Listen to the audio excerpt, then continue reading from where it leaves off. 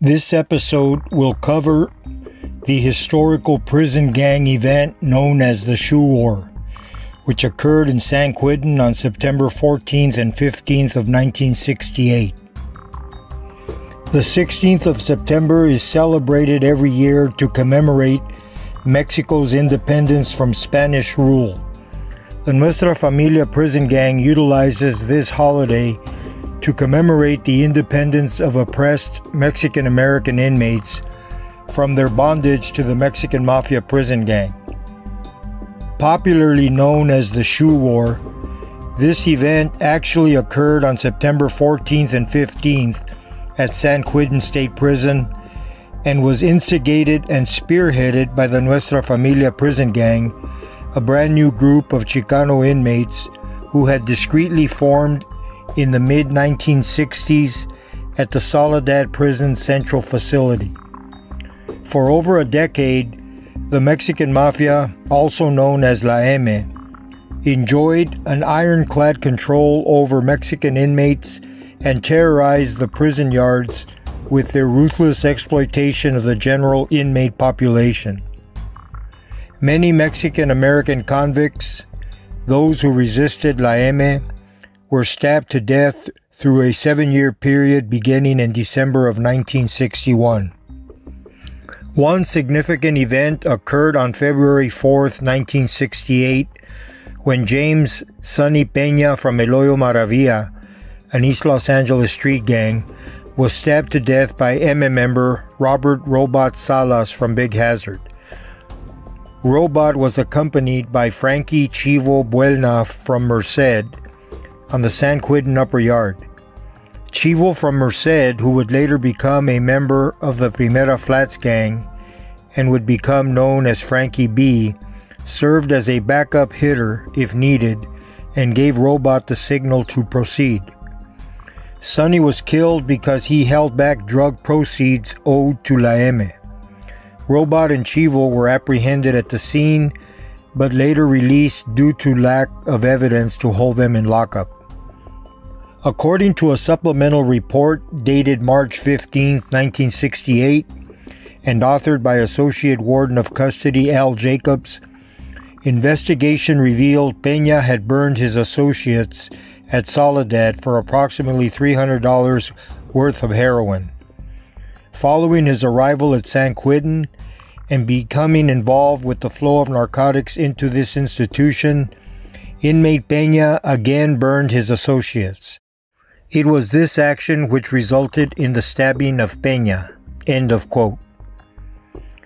According to a debriefing comment from NF First Captain Death Row Joe Gonzalez, Sonny was killed by M and that created more tension against the M because Sonny was from Maravilla.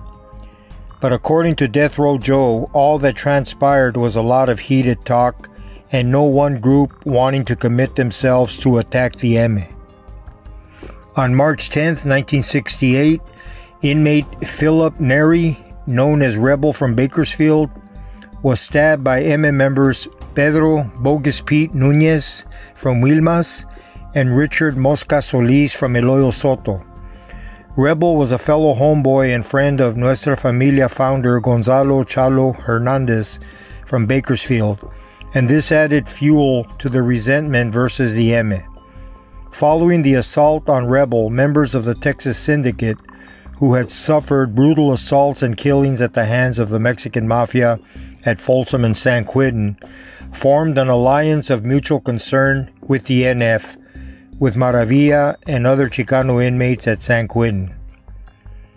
On March 11, 1968, California inmates, supported by members of El Paso, Texas, and Texas Syndicate cliques, issued a warning to the Mexican Mafia that they should cease their predatory assaults on members of the Mexican inmate population.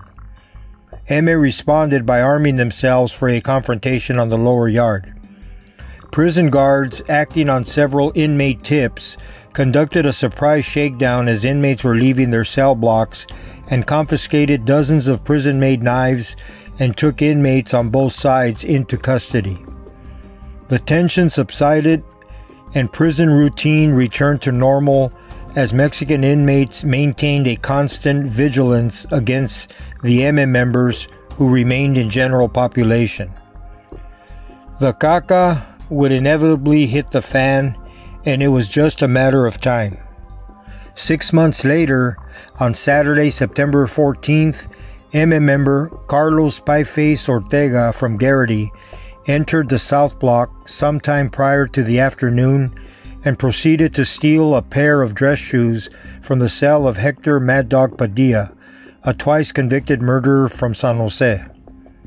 Pieface went to his cell, tried on the shoes, and was disappointed to discover they did not fit. He offered them to fellow MM member Robot Salas, and they did fit him well. Robot arrogantly made his way to the upper yard, displaying his newly acquired calcos, or dress shoes, and was approached by Mad Dog, the owner of the shoes. In the spirit of the upcoming Mexican holiday, Mad Dog was already intoxicated on homemade pruno. He recognized his shoes, confronted Robot, and a verbal exchange ensued. According to Robot, Mad Dog accused him of ripping off his shoes. Robot laughed at him. Mad Dog promised to deal with him later and departed to his 5th-tier cell in the Alpine section.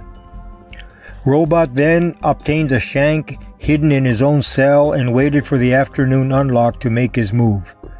As the cell doors were unlocked, Robot entered Mad Dog's cell and proceeded to stab him and his cell partner Manuel Menito Romero from Eloyo Maravilla. Both of these men, who were part of the anti-Eme people, would later become members of the Nuestra Familia. According to Robot's account, Menito probably saved Mad Dog's life by interceding on his cell partner's behalf.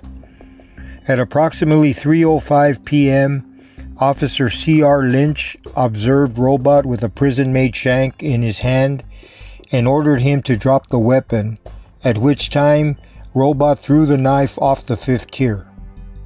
Officer Lynch, C.M. Pinkerton, and other responding officers secured the 3 participants and escorted Padilla, Mad Dog, who informed Lynch he had been stabbed. Officer Pinkerton ordered him to sit on the stair steps between the 4th and 5th tiers and called for a basket stretcher brought to pick him up. Mad Dog was seriously wounded but survived. Menito suffered a few minor wounds. In a statement authored by G.W. Sumner, Program Administrator, Southwest Unit, quote, Padilla stated he had been watching his back for some time, and on September 14, 1968, during the celebration of Mexican Independence Day, he had become drunk on home brew and subsequently careless. He apparently demanded that Salas return a pair of shoes he believed Salas had stolen, or that he would meet Salas in the yard the next day, armed for a showdown. End of quote. During the evening feeding at approximately 4:30 p.m., a small fight erupted in the South Dining Hall between 2 MA associates and 2 Mexican inmates. On the evening of September 14th and the morning of September 15th, several MA associates were placed in isolation to prevent future incidents. Throughout the night of the 14th, inmates were overheard countering vocal threats to rise up against La M. At this point, it was ascertained that only 4 M members remained on the San Quentin general population. Ponchi Amado from Mateo, Capi Pacini from Hawaiian Gardens, Tati Torres from La Rana, and Frog Valdez from Wilmas. Nothing else occurred on September 14th. On September 15th, 1968, Southwest Unit 2nd Watch Sergeant K.M. McCrae, position number 155, observed the following, quote, at approximately 1:40 p.m. on Sunday, September 15th, while supervising the movie lockup in A section, Southwest Unit, I was standing in front of the sergeant's office when a group of between 10 and 20 inmates began running towards me from a distance of approximately 120 feet. I immediately blew my whistle, by which time I was in the middle of the group. I also noticed that the entire group appeared to be of Mexican descent. I also noticed several knives, but I was unable to identify any of the armed inmates. I placed a headlock on the nearest running inmate who seemed to be in pursuit. This inmate at the time was not armed. He was later identified as A74921 Manuel Torres, an East Unit inmate, end quote. Manuel Torres was Tati Torres, one of the 4 remaining M members on the main line. On Sunday, September 15th, several incidents would take place at San Quentin. Because of the number of participants involved in multiple incidents, many inmates flew under the radar and went unidentified. During a subsequent search in the South Block, it was discovered 2 of the combatants included MS Ramon Ponchi Amado and NF member Juan Lips Valdez from Base Grande, who squared off in a heads-up confrontation. Going head-up against someone or heads-up is prison slang for going one-on-one. Both inmates were found to be stabbed multiple times, and Officer J.L. Davis escorted Ponchi, while Officer H.R. Scroggins called for the hospital gurney and accompanied it with Lips Valdez to the San Quentin New Miller Hospital. The shoe war incidents would spread to other areas. At approximately 2:00 p.m., Officer Leo Davis sounded an emergency alarm in the South Block's D section. An inmate identified as Archie Gallego, a Southern gang member known as Cricket from Westside Diamond, was lying on his back in front of a cell with his blue denim jacket open and holding his left breast, which was covered with blood. According to his report, Officer H.S. Hummel observed Gallego's eyes rolling back and his tongue rolling back in his mouth. At approximately 2:25 p.m., a general search and identification of all inmates in the area not locked up at the time of the incident was ongoing by correctional staff members. Inside a nearby cell, an open cell used as a common toilet for inmates, Officer J.E. Kaminska found half a pair of black-handled scissors, approximately 8.5 inches long. San Quentin Program Administrator George Sumner submitted the following report. Quote, "He, Gallego, was dead on arrival in the hospital. Gallego had been friendly to the Mafia group and also had been close to the island group of Fanin, A90939, Karate Sam Cho, B10523, and Kawelo, A90997, who recently had associated closely with Mafia members." According to an interdepartmental communications memorandum dated September 18, 1968, addressed to CDC Director Raymond Procunier and authored by San Quentin Warden Louis Nelson, there are currently 24 MM members in Badger Section, 3 in the hospital and 9 in the Adjustment Center. At least 19 of the 24 were already confined in B Section, also known as Badger Section, prior to the 14th. The 3 MM members who required medical attention were Ponchi Amado, Frog Valdez, and Capi Pacini, all of them released the same day. The NF member who required extended hospitalization was John Lips Valdez. He survived his wounds.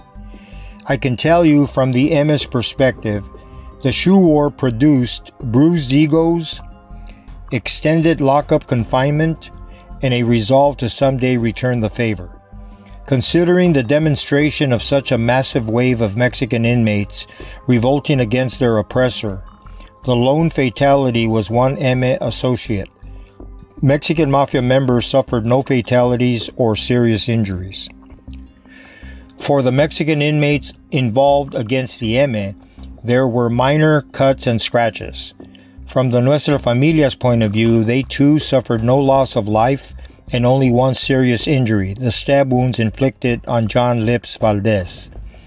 Because the shoe war occurred during the September 16th Mexican Independence Day holiday period, it appears the goal of liberating the prison yard of La MS presence was very symbolic to them.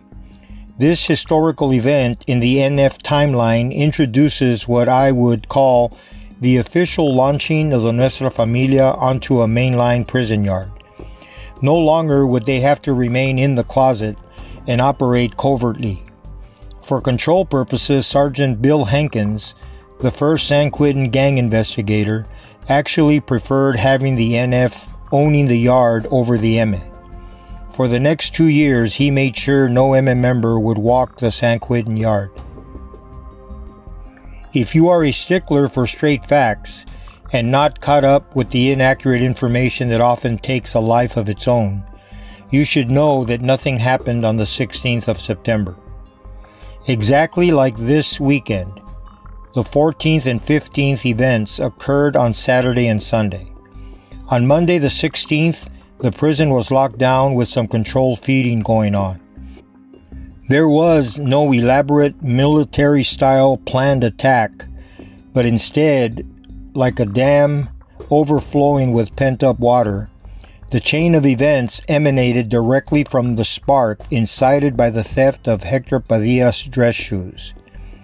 In the end, whether it happened on the 16th or not, La Raza was liberated from the ME's oppression. To my NF friends and sympathizers, I sign out by wishing you a happy 16 de septiembre, happy 16th of September. If you bust out some Pruno, have one on me in remembrance of Hector Padilla's Stacey Adams.